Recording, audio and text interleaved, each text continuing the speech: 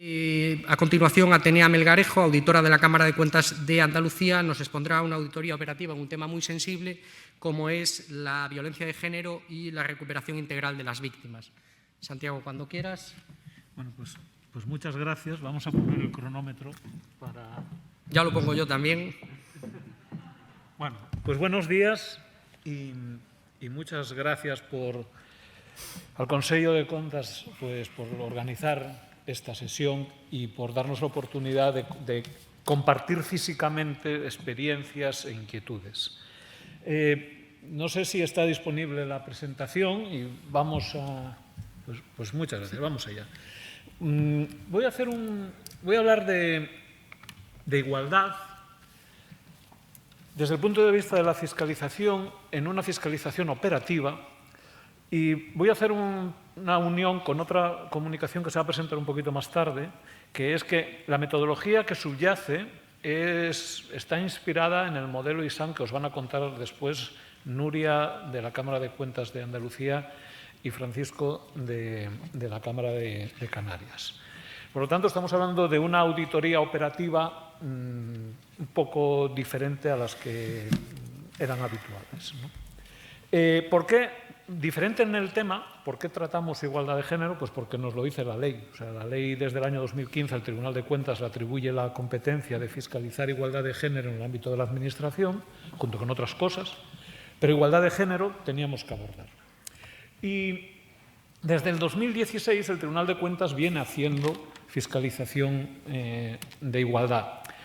Al principio, duras penas, ha sido cumplimiento puro y duro, como un elemento transversal de las fiscalizaciones que iba realizando. Igual fuese el tema, si podía caber algún asunto relacionado con igualdad, pues se incorporaba como cumplimiento. A partir de 2019, en cambio, se va introduciendo otra dimensión, ya no de cumplimiento, sino que se va a otra cuestión, que es abordarlo ya desde la perspectiva de la operativa. Y en el año 19, pues, el Tribunal aprobó un informe relacionado con el ODS 5, el de igualdad de género, que fue realizado en el marco de una auditoría cooperativa internacional que hicimos con OLACEPS y donde aprendimos un montón de metodología de operativa con un enfoque un poco diferente al que veníamos haciendo hasta ese momento. Y después de eso hubo dos informes más en el Tribunal de Cuentas, uno sobre igualdad en el ámbito de las fundaciones del sector público y otro sobre igualdad en el ámbito del Ministerio de Asuntos Exteriores, que es el que os voy a contar. Claro, pero la clave de esta fiscalización es que ¿qué perseguíamos como objetivos? ¿Cuáles son los objetivos que perseguíamos? Porque esto tiene que ver con las preguntas de auditoría que nos planteamos y cómo lo fuimos enfocando. Bueno, pues, en primer lugar, queríamos valorar la brecha salarial e identificar sus posibles causas y después evaluar la efectividad de las medidas que había adoptado la Administración en el marco del tercer plan de igualdad para ver si había conseguido cerrar las brechas que podía haber o las dificultades de acceso que podían tener las mujeres en el acceso a puestos de retribuciones más elevadas. ¿Y todo ello para qué? Para realizar recomendaciones que fuesen útiles, relevantes y factibles. Es decir, todo el trabajo de auditoría desde el momento uno no estaba en ir a pillar, dicho en términos coloquiales. Estaba en contribuir a la mejora de la gestión pública a través de la realización de recomendaciones viables y factibles y una evaluación que ayudase a los gestores a tomar decisiones y a mejorar en el cumplimiento de sus objetivos. Sobre la pregunta de brecha salarial en la Administración, pero ¿puede haber brecha salarial en la Administración si cobramos todos lo mismo? Nuestras retribuciones son iguales para todos, no distinguen entre hombres y mujeres. Ya. Y os puedo asegurar que desde el punto de vista profesional, una de las primeras tareas fue convencer a nuestros propios entornos de que en la Administración pública había brechas salariales. Y vino a ayudarnos un informe complementario al tercer plan de igualdad que se publicó el día 1 de enero de 2021, que nosotros nos habían facilitado antes en la Administración y que explicaba muy bien que la brecha salarial en la Administración no aportaba la misma información que en el sector privado, sino que aportaba información acerca de las dificultades que podían encontrar las mujeres, las barreras que podían tener las mujeres, no ya en el acceso a la función pública, sino en la promoción o el acceso a determinados puestos en la función pública. Es decir, una cosa un poquitín más refinada que la información que aparentemente se da cuando se habla de brecha salarial en el sector privado. ¿Pero qué era brecha salarial? Bueno, la definición de Eurostat, que es la que utiliza todo el mundo y con la que estamos familiarizados. La brecha es lo que le falta al sueldo de las mujeres, en media, para llegar al sueldo de los hombres. Esa es la definición. Claro, salario, pero esto un poquitín más refinado, porque hablan de salario bruto por hora, y esto nos lleva a otra cosa, que es... Ahí está. A tener que discutir algunas cosas cuando hablamos de brecha salarial en la administración. Por hora, ¿es relevante por hora cuando hablamos de brecha salarial en la administración? No, porque por hora tiene sentido cuando estás en el sector privado y hay contratos a tiempo completo, contratos a tiempo parcial, discontinuidades, pero esa no es la situación habitual de los cuerpos con los que nosotros solemos trabajar en la administración. Si estás hablando de sanidad, a lo mejor tienes que hacerlo de otra manera, pero en nuestro caso, que era el Ministerio de Asuntos Exteriores, no se daba esa situación de que fuese relevante por hora. El salario medio está muy discutido desde todos los puntos de vista por el problema de las medias aritméticas desde un punto de vista metodológico, y es que valores extremos te pueden distorsionar mucho la percepción de la realidad. Por eso hay que complementar las medias con medidas de posición tipo medianas o cuartiles. Lo de anual, claro, vuelvo otra vez al sector privado, retribuciones anuales en vidas laborales que son relativamente inestables. Pero no es el caso de la Administración y nosotros fuimos a un mes. Y ahora vamos a ver a qué llamamos salario. Cuando la AGE evaluó su brecha salarial, hizo una evaluación de brecha salarial en la Administración, quitó muchas cosas. Quitó la productividad, las comisiones de servicio con derecho a compensación, quitó las compensaciones cuando la gente se iba al exterior, quitó las asistencias a tribunales y a consejos de administración.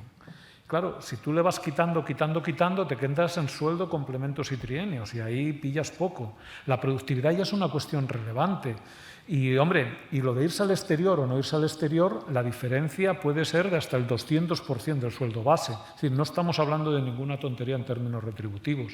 Por lo tanto, nosotros, inspirándonos en la legislación inglesa, hicimos una definición de salario que no es la de salario que hizo la AGE, sino que era otra cosa un poquitín más amplia, que son las compensaciones, lo que llamamos las compensaciones económicas totales, que son todos los pagos que se realizan a una persona, independientemente de su denominación o tratamiento fiscal, que son abonadas regularmente por el desempeño del trabajo y que no se corresponden con gastos efectivamente abonados por la persona trabajadora. Es decir, si usted me da la factura de un taxi y me lo compensa, yo eso no lo cuento. Pero si usted me da 20 euros para taxis, sí se lo cuento. Porque los 20 euros que me da para taxis, si no están justificados y me los da a tanto alzado, puedo utilizarlos en taxis o puedo ir caminando. Decido yo cómo los gasto. Por lo tanto, eso acaba siendo una compensación económica que no está vinculada exactamente a un gasto. Bueno, segunda decisión que tomamos. Calculamos las retribuciones medias para ser comparables con lo de la AGE, pero también medimos los cuartiles, el de mejor retribuciones y el de peor retribuciones en el ámbito del Ministerio de Asuntos Exteriores y en particular en la carrera diplomática. Porque lo que sabíamos con los datos de la AGE, el área de riesgo que habíamos identificado, es que el Ministerio de Asuntos Exteriores era el que tenía la mayor brecha salarial. Tenía un 13% en los datos de la AGE y nosotros queríamos saber exactamente qué estaba pasando ahí. Cuando nosotros hicimos nuestros cálculos más refinados, lo que nos salió es que la brecha salarial era de un 38%. ¿Cómo puede haber tanta diferencia entre lo que calculó la AGE y lo que calculamos nosotros? Porque la diferencia estaba en que ellos no computaban que cuando alguien se va al exterior se le abona un módulo por irse al exterior, no tanto alzado, que ese módulo, ya os decía antes, que puede ser un 200% del salario base. Y las mujeres no se van al exterior. Las mujeres, por las razones que veremos después, se quedan más dentro de España, con lo cual no acceden a ese tipo de retribuciones. Alguien puede decir, hombre, ya, pero eso es una decisión individual. Ya, pero la tarea de la Administración es remover los obstáculos que puede haber para que las mujeres accedan a esos puestos. Mujeres, me ahorro esta gráfica. Esta gráfica es la presencia de mujeres en el Ministerio de Exteriores y cómo accedió a la carrera diplomática, que hay pocas mujeres y las pocas que hay se han incorporado recientemente. Salarios medios, os decía, 30%, y lo complementamos con medida de posición, que eran los cuartiles.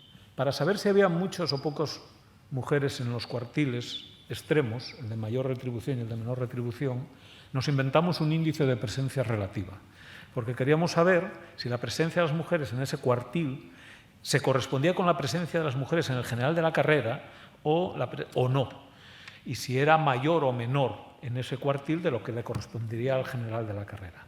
Y teníamos que sintetizarlo de alguna manera, y para sintetizarlo nos inventamos este índice que ahí está su interpretación. Cuando tiene valores negativos significa que hay una infrarrepresentación de mujeres y cuando tiene valores positivos que hay una sobrerepresentación en ese cuartil. Vamos a ver qué pasa en el cuartil de los salarios más bajos. Bueno, los que están por encima son las mujeres. Vamos a ver. Eso quiere decir que hay una sobrerepresentación de mujeres en el cuartil de retribuciones más bajas del Ministerio. Hay muchas más mujeres en ese cuartil de las que correspondería al conjunto de la carrera. Y por la parte de abajo los hombres, que no son simétricos por cuestiones de construcción del índice que podemos discutir después. Pero que están claramente infrarrepresentados los hombres en ese cuartil respecto a su presencia en el conjunto de la carrera diplomática. ¿Y qué ocurre en el cuartil de retribuciones más altas? Exactamente lo contrario. Absoluta infrarrepresentación de las mujeres, especialmente en el colectivo de mujeres embajadoras, de embajadores, que está claramente infrarrepresentadas las mujeres y sobrerepresentados los hombres, y por lo tanto hay problemas serios a la hora de hablar de brecha salarial dentro del Ministerio de Exteriores y en particular en la carrera diplomática. Claro, con esa realidad, esa era la realidad que habíamos identificado, pero queríamos saber, segunda parte de la auditoría, si las medidas que había adoptado el Ministerio eran eficaces o no y si habían servido para algo o no las medidas previstas en el segundo plan de igualdad. En particular, necesitábamos saber cómo se incorporaban las mujeres a la carrera diplomática, cómo las mujeres decidían ir al exterior o no, por qué rechazaban el exterior, y si se acogían o no se acogían a las medidas de conciliación que intuíamos que podía estar detrás de la explicación de la brecha tan bárbara que estábamos viendo. Necesitábamos datos, y para captar esos datos, que no estaban en ningún fichero oficial, no estaban visados por ningún interventor, no estaban en ninguna contabilidad, teníamos que preguntar a la gente. Hicimos una encuesta, y yo creo que esta fue la primera encuesta dirigida a usuarios finales que hicimos en el Tribunal de Cuentas, dirigida al personal del Ministerio de Asuntos Exteriores. Era un universo de casi 2.300 personas, el que teníamos. Lo lanzamos en el formulario de Forms, alojado en servidores del Tribunal de Cuentas, y con un sistema que aseguraba que era anónima, pero que cada uno que la enviaba solo una encuesta y que la encuesta la enviaba quien la tenía que enviar. Es decir, que había una sola encuesta de la persona que era destinatario del cuestionario. Si queréis os explico después cómo hicimos esto. Obtuvimos 556 respuestas, casi un 24% de tasa de respuesta, y eso nos daba un nivel de confianza del más menos 3,66, un margen de error del más menos 3,66% para un nivel de confianza del 95%. Lo cual, la verdad es que dábamos saltos de alegría el día que echamos los números de qué nos había salido en la encuesta. ¿Y qué nos decían? Bueno, este es el perfil de los resultados de la encuesta, quién nos contestó a la encuesta y quién estaba en el universo. Y como veis, se parecen mucho. Esto es por grupos, ¿no? Los de la carrera diplomática es el primero.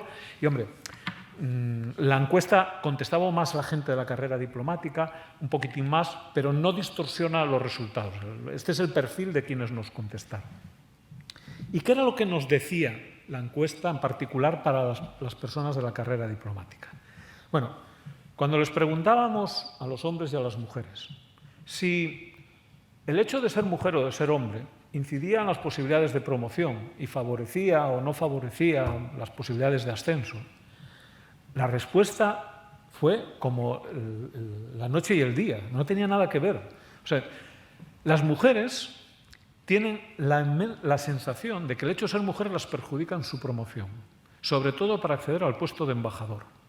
Y los hombres creen que el hecho de ser hombre les perjudica para acceder al puesto de embajador. Es decir, los dos creen que están perjudicados por el hecho de ser hombre o mujer, los dos colectivos, para acceder al puesto de embajador. ¿Cuál es la realidad tozuda? La realidad tozuda es que la presencia de mujeres en el puesto de embajador, hasta la última reforma que han hecho ahora y que queremos creer que algo ha tenido que ver con este informe, digo queremos creer porque sería que ha tenido impacto la fiscalización, la presencia estaba por debajo del 17% de presencia de mujeres embajadoras, cuando las mujeres son aproximadamente el 28 o 29% del total de la carrera. La realidad es tozuda, hay muy pocas mujeres embajadoras, sin embargo, los hombres creen que les perjudica, y eso tiene que ver con la estrategia de comunicación de las políticas de igualdad en el ámbito del Ministerio de Exteriores, que cuando hacen igualdad hay que contarlo muy bien y hay que contarlo a todo el mundo y hay que ser muy transparente y hay que tener mucho cuidado, sería nuestra conclusión y recomendación, y era nuestra recomendación, mucho cuidado con iluminar demasiado determinadas decisiones que pueden distorsionar la percepción de la realidad. Podemos explicar más esto y lo que quiero decir con ello después. Segunda cuestión que veíamos, ¿cómo eligen, cuáles son los criterios que utilizan los hombres y las mujeres para elegir destino? Y les dábamos una serie de posibilidades, de criterios para elegir destino que contrastamos con el Ministerio, con colectivos profesionales. Bueno. Las mujeres priorizan en casi un 80% las posibilidades de conciliación a la hora de elegir destino. Y los hombres, nos lo pensamos. La conciliación no está, desde luego, en ese nivel de relevancia a la hora de tomar una decisión. Y claro, si para las mujeres son muy importantes las posibilidades de conciliación, hay que saber qué pasa cuando alguien se acoge a las medidas de conciliación.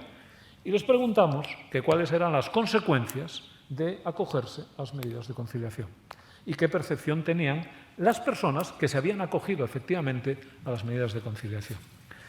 Y claro, ahí lo rojo quiere decir que les ha perjudicado, el tramo rojo. Y en la última columna son las mujeres de la carrera diplomática que se han acogido a medidas de conciliación. Bueno, pues si lo veo bien el porcentaje, casi el 50% cree que le ha supuesto un lastre en su desarrollo profesional. O sea, y otro porcentaje muy alto entiende que depende del puesto. Y esto no pasa en el resto de colectivos. Los que están al lado de la última columna, de esa última columna del 50% de las mujeres, son los hombres diplomáticos. Y para ellos, los que se han acogido a medidas de conciliación, son muy poquitos los que creen que ha sido un lastre. Pero para la inmensa mayoría de las mujeres sí creen que ha sido un lastre. ¿Cómo piensan quienes se han acogido a medidas de conciliación? ¿Cómo piensan que lo valoran sus superiores, los que tienen que decidir en su promoción? Bueno, las mujeres que se han acogido, en más de un 70%, piensan que sus superiores, en la práctica, perjudican en la toma de decisiones acerca de su promoción el hecho de haberse acogido a medidas de conciliación. Y esto quiere decir que hay un problema de política, de personal grave dentro de ese cuerpo ministerial, de comunicación, de personal y de todo. O sea, que no es solo adoptar medidas, sino que esto es mucho más sofisticado y hay que tener mucho más cuidado. Conclusiones y termino, y me quedan 52 segundos.